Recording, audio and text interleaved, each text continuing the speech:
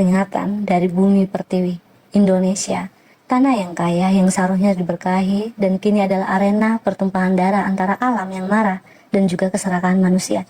Setiap tahunnya, kita menyaksikan ritual yang menjijikkan.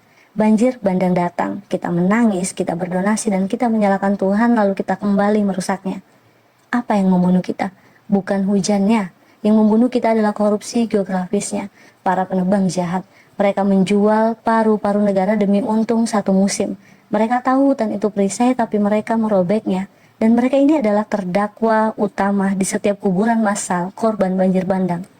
Para pembangun yang tekabur, menyemen setiap jengkal resapan air dan mereka membetonisasi sungai hingga sesak napas. Mereka mendirikan resort dan real estate di jalur air purba, menciptakan peti mati beton untuk masa depan kita. Kita semua.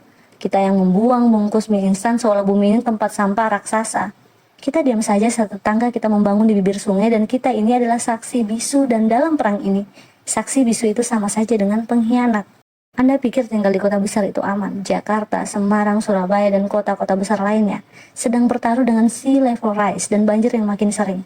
Daerah yang dulu aman kini adalah sasaran empuknya. Bukan hanya kehilangan harta, kita kehilangan kepercayaan pada tanah yang kita pijak. Kita kehilangan harga diri saat harus mengemis bantuan setiap kali air surut. Ini saatnya melawan, gak ada jalan kembali.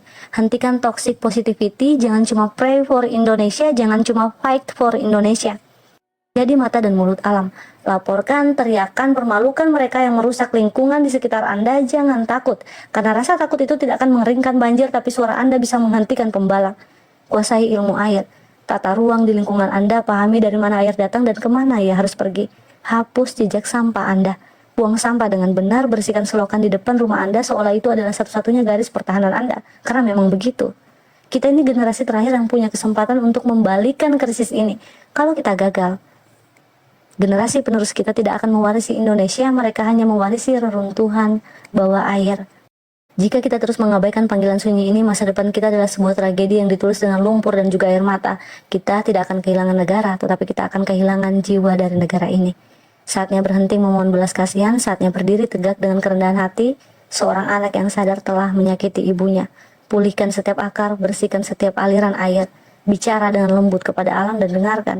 Karena di dalam kandungan itu terletak kekuatan kita yang sebenarnya yang paling besar.